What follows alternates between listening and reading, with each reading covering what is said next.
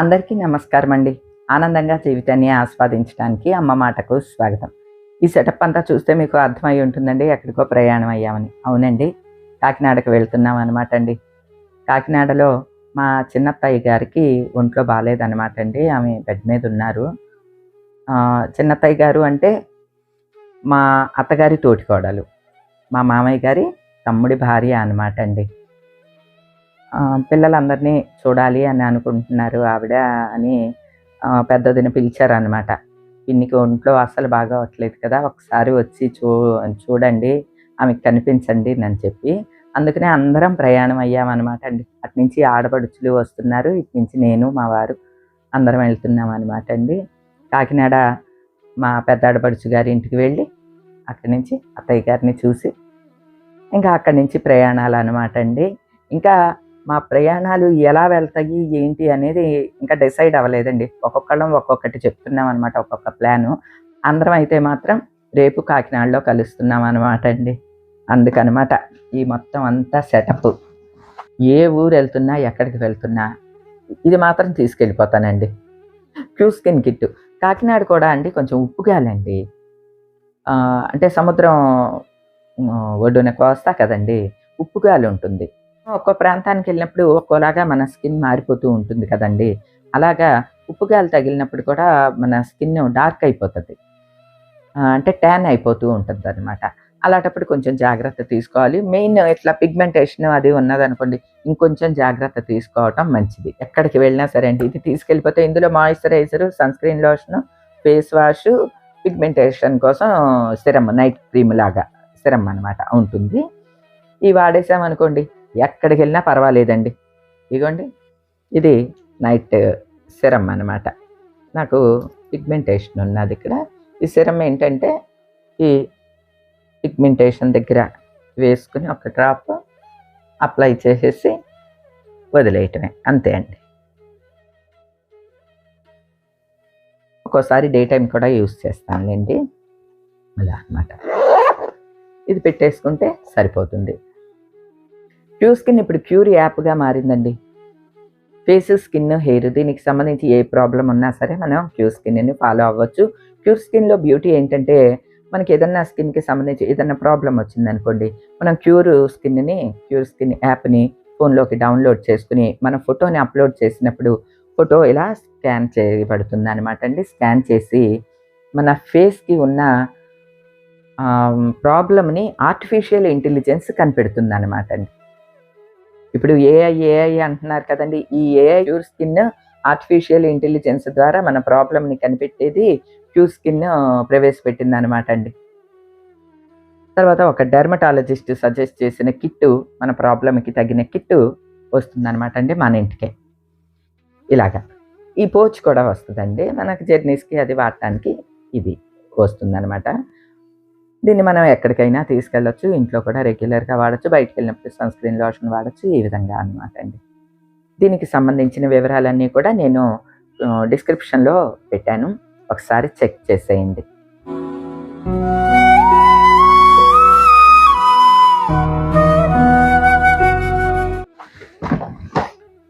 మా అత్తగారు వాళ్ళ హయాంలో ఇంకా మిగిలిన ఆవిడ మా చిన్నత్తయ్య గారు ఒక్కరే అనమాట అండి. నేను లాస్ట్ టైం వీడియోలో కూడా చూపించాను అత్తయ్య గారిని. ఆవిడకి కొంచెం మతిమరుపు కూడా వచ్చింది, అందరినీ ఎక్కువ గుర్తుపట్టట్లేదు అలానని కూడా వీడియోలో చూపించాను కదండి. ఇప్పుడు హెల్త్ బాగా పాడైందనమాట అండి. అంటే పెద్ద వయసు అంతే అండి, హెల్దీగానే ఉన్నారు, ఆవిడ బెడ్ నుంచి లేకపోతున్నారంట. పిల్లల్ని చూడాలని అనుకుంటారు కదా, అందుకోసం అనమాట అండి. మా అత్తగారి తోటి కోడలు అనే కన్నా ఇంకా అసలు మా చిన్నత్తయ్య గారికి మా అత్తగారు అంటే ప్రాణం అనమాట అండి. ఆవిడ అన్నీ మర్చిపోయారు కదా, ఎవరిని గుర్తుపట్టట్లేదు, ఏదో ఒకళ్ళ ఇద్దరినో అట్లా గుర్తుపడతా ఉన్నారు. మళ్ళీ చిన్నప్పటి పేర్లన్నీ చెప్తున్నారు, అంటే మా అందరి పేర్లు చెప్తున్నారు కానీ మమ్మల్ని గుర్తుపట్టట్లేదు అనమాట. ఆ మైండ్లో మేమందరం ఉన్నాము కానీ చూసినప్పుడు టక్మని గుర్తుపట్టట్లేదు అనమాట అండి. ఆవిడకి ఏం గుర్తున్నదో తెలుసా అండి, వాళ్ళ తోటికోళ్ళు బావగారు అంటే మా అత్తయ్య గారు, మామయ్య గారు వాళ్ళే గుర్తున్నారండి. మా తోటికోళ్ళు మా అక్క, మా బావగారు, మా అక్క అని చెప్పి. ఏమండి, ఒక తోటికోడలు అంత ఎంత ప్రేమగా ఉంటుందని మా చిన్నత్తయ్య గారిని చూస్తేనే తెలుస్తుందండి. ఏ తోటికోడళ్ళు అంత ప్రాణప్రదంగా ఉండటం నేను చూడలేదు. మా అత్తగారంటే మాత్రం అండి, మా చిన్నత్తయ్య గారికి పిచ్చి అనమాట, పిచ్చి ప్రేమ. మా మామయ్య గారన్నా సరే. అంతెందుకండి, మా ఆడపడుచులు అందరి డెలివరీలకి కూడా మా చిన్నత్తయ్య గారే వచ్చి ఇక్కడ ఉండి వాళ్ళకి పురుళ్ళు పోసి వెళ్ళేవారంటండి. అందుకని బాగా అటాచ్‌మెంట్ ఎక్కువ మా ఆడపడుచులకి అందరికీ. నేను కూడా అత్తయ్య గారితోటి చాలా కాలమే గడిపాను. చాలా ప్రేమగా చూసుకునేవాళ్ళనమాట అండి. అమ్మా జయ, జయ అని చెప్పి. ఆవిడ ఎంత పనైనా అండి ఒక్క చేతి మీద చేసేసేవాళ్ళు మా అత్తయ్య గారు. అసలేంటి, పిండ్లు దంచేయటం, కారాలు దంచేయటం ఇలాంటివి కూడా చేసేసేవాళ్ళంట ఇక్కడికొస్తే, భీమవరం వస్తే. అంటే పూర్వం మిక్సీలు, గ్రైండర్లు అయ్యి ఉండేవి కావు కదండీ. బాగా మా ఆడపడుచులు చిన్నప్పుడు అట్లా అనమాట. అలా అవన్నీ చెప్తూ ఉంటే నాకు ఆశ్చర్యం వేస్తదనమాట అండి. నా పెళ్ళైన తర్వాత కూడా అత్తయ్య గారు ఎంత పని చేసేవాళ్ళో. మా అత్తగారికి ఏం రాదండి పని. మా అత్తగారికి అంతా వందిమాగతుల్లాగా చాలా మంది పనివాళ్ళు ఉండేవాళ్ళండి. మామయ్య గారు పెద్ద హోదా కదండీ. అందుకని అత్తయ్య గారికి పెద్ద పనులవి ఏమీ రావు. అలానే నాకు ఏ పనులు రావు. పెళ్ళయ్యేప్పటికి నాకసలు నమో నారాయణ ఏమీ రావండి. మా అత్తగారు ఏం పట్టించుకునేవాళ్ళు కాదసలు. నాకు రాదండి ఇది, అయ్యో ఇలాగా నాకు ఇది రాదండి అంటే, ఏం పర్లేదు నాకు మాత్రం వచ్చా, అయ్యే వస్తాయి తర్వాత అనేవాళ్ళు. నాకు రొయ్యలు ఒలవటం రాదు, చేప చేయటం రాదు, ఇట్లా ఏదన్నా చెప్తే అదేమన్నా పెద్ద బ్రహ్మ విద్య ఏంటి, అయ్యే వస్తాయిలే అనేవాళ్ళు. అంతే తప్ప నువ్వు నేర్చుకో అట్లా అని మా అత్తయ్య గారు ఎప్పుడు అనేవాళ్ళు కాదండి. ఏదో మా అత్త, మామ, మా వారు ముగ్గురు కూడా అండి ఇలా అరచేతుల్లో నడిపించినట్టు నడిపించేవాళ్ళు నన్నైతే. నేను అందుకనే మా అత్తగారు, మామగారి ప్రేమని ఎన్నేళ్ళైనా కూడా మరిచిపోనండి. నాకు బాగా సంతోషంగా, ఏ బాధ్యత లేకుండా హ్యాపీగా గడిపిన రోజులంటే మా అత్తమామలు ఉన్న కాలమేనండి. వాళ్ళు కాలం చేసిన తర్వాత ఇంకా అసలు లైఫే తిరగబడిపోయిందండి. కానీ వాళ్ళ దయ వల్లే ఈనాడు నిలదొక్కుకున్నాం. నాకు ఈ ఇంట్లో ఇంతమంది పనివాళ్ళు పని చేస్తున్నా, అందరూ రాకలు, పోకలు ఇన్ని ఉన్నా అందరికీ అంతో ఇంతో పెట్టే అవకాశం వచ్చినా ఏదైనా సరే అండి, మా అత్తమామల అదృష్టం. వాళ్ళు వేయించిన బీజాక్షరాలు, ఈ ఇంటి మహత్యం ఆ పెద్దల ఆశీర్వాదం అనే అనుకుంటానండి. నేను ఇది మనస్ఫూర్తిగా చెప్తూ ఉన్నాననమాట. ఏ ఆడపిల్ల అయినా సరే అండి పుట్టింట్లో 20 ఏళ్ళు అంతే అండి ఉండేది. నేనైతే 18 ఏళ్ళకి, నాకు 18 నుండి 19వ ఏడు వచ్చింది. మరుసటి రోజే నా మ్యారేజ్ డే, తెలుసు కదండీ. మే 1 బర్త్‌డే, 2 మ్యారేజ్ డే. 18 నుండి 19వ ఏడు వచ్చింది, నాకు పెళ్లి చేశారు. ఆ రోజున ఇక్కడికి వచ్చిన దాన్ని ఇంకా అంటే అప్పుడప్పుడే ఊహ తెలుస్తూ ఉంటుంది మనకి, లోకం ఏంటో తెలుస్తూ ఉంటుంది. అత్తయ్య గారు, మామయ్య గారు ఉన్నన్ని రోజులు చాలా హ్యాపీగా గడిచిపోయినాయండి రోజులన్నీను. తర్వాత వాళ్ళు కాలం చేసిన తర్వాత కొంచెం ఆర్థికంగా, సామాజికంగా అన్నీ ఇంకా వస్తాయి కదండీ. లైఫ్ అటు ఇటు అవుతది. మళ్ళీ నిలదొక్కుకోవటానికి కొన్ని సంవత్సరాలు పట్టింది. మమ్మల్ని మేము ప్రూవ్ చేసుకోవటానికి కూడా కొన్ని సంవత్సరాలు పట్టింది. కానీ నేను ఏ ఒక్క బాధ్యతని కూడా విస్మరించలేదండి. అది కూడా అత్తమామల్ని, అమ్మా నాన్నల్ని చూసే నేర్చుకుంటామండి. నా తల్లిదండ్రులు ఏ ఒక్క బాధ్యతని వాళ్ళు విస్మరించలేదు. నేను మెట్టినింట అడుగుపెట్టాను. మా అత్తమామలు ఏ ఒక్క బాధ్యతని విస్మరించలేదు. నేనెవరు? మీరు చుట్టాలంతా కాదు, నేను మాత్రమే ఉండాలి, నా పిల్లలు మాత్రమే ఉండాలి అంటానికి నేనెవరిని? నేను కూడా వాళ్ళ బాటలోనే నడిచాననమాట అండి. అదే మీ అందరికీ నచ్చింది. ఏదో చెప్పాలని అనిపించింది. ఇప్పుడు మా చిన్నత్తయ్య గారిని చూడటం కోసం అని చెప్పి మొత్తం పొలోమని అందరం పెద్దామె ఇంటికి వెళ్ళిపోతున్నాం అనమాట అండి, పెద్ద ఆడపడుచు గారింటికి. ఆ పెద్ద ఆడపడుచుకి మేము ఎప్పుడెప్పుడు వస్తామా అని ఉన్నది. వదిన ఏం కావాలి, ఏమీ వద్దు, మీరు రండి, పొద్దున్నే వచ్చేయండి నన్ను వదిన ఒకటే గోల అనుకోండి. మన గృహప్రవేశానికి తను రాలేకపోయిందనమాట అండి. వదినకి స్వామిని అప్పచెప్పాలి. మా విజయోదిన శనివారాలు చేస్తదండి, బాగా చేస్తదనమాట. ఇంకా మనం అందరం ఇప్పుడు పిండి దీపాలు ఇవన్నీ సప్త శనివారాలు ఇప్పుడు వచ్చినాయండి. వదిన అయితే గత 10 ఏళ్ల నుంచి చేస్తుందండి. ప్రతి శనివారం కూడా పిండి దీపం పెడతది స్వామికి. పిండి దీపం పెట్టి తోమాల మాల వేస్తది. అంటే తులసి దళాలతో మాల వేసి చాలా బాగా పూజ చేసుకుంటది. పానకం, వడపప్పు అవి పెట్టి చేస్తదనమాట. ఇప్పుడు మనం సప్త శనివారాలు అని ఒక 7 దీపాలు పెట్టడం ఇవన్నీ ఇప్పుడు బిగించేసాం కదా. మా వదిన కూడా జన్మ శనివారాలు అనమాట అండి. అందుకనే వదిన కోసమని తీసిన ఈ ఫస్ట్ స్వామిని తీశాను అనమాట అండి. మళ్ళీ అటునుంచి ప్రయాణాలు ఉంటాయండి. ఇంకా అందుకనే చీరలు కొన్ని ఎక్కువే తీసుకున్నాను. మా ప్రయాణాలు ఎటెళ్తాయో మేమే చెప్పలేమనమాట అండి. ఇదనమాట అండి. ఇదిగో అన్నీ సర్దుకుంటున్నాను. ఈ చీర, ఆ చీర గుళ్ళకెళ్తే ఏంటి, ఇంట్లో అయితే ఏంటి, ఎక్కడికన్నా బయట జాగింగ్‌కెళ్తే ఏంటి, ఇట్లా అనమాట అండి. ఇంకా రకరకాల నైట్ టైమ్ ఏంటి, నైట్ టైమ్ కట్టుకోవటానికి ఏంటి, ఒకవేళ పడుకునేటప్పుడు నైటీ వేసుకోవాలంటే ఏంటి, ఇలాగా ఇన్ననమాట అండి. అట్లనే మేమందరం కలిపి ఒకే రకం చీరలు తీశాను కదా! అందరికీను. ఆడపడుచులందరికీ వదిన చీర అలానే ఉండిపోయిందండి. పెద్దొదిన చీర ఇది. ఇదేమో నా చీర గుర్తుపట్టారా? అందరం కట్టాం కదా! ఆ రోజు రాత్రి పర్ణశాలలో ఆడపడుచులం అందరం. ఈ చీర కూడా తనకే అప్పచెప్పాలనమాట అండి. ఇంకా మా ప్రయాణం ఏంటి అన్నది అటునుంచి వీడియోలు రేపటి నుంచి వీడియోల్లో వస్తదండి. ఎందుకంటే ప్రస్తుతానికైతే కాకినాడ వరకు ఫిక్స్ అయిందండి.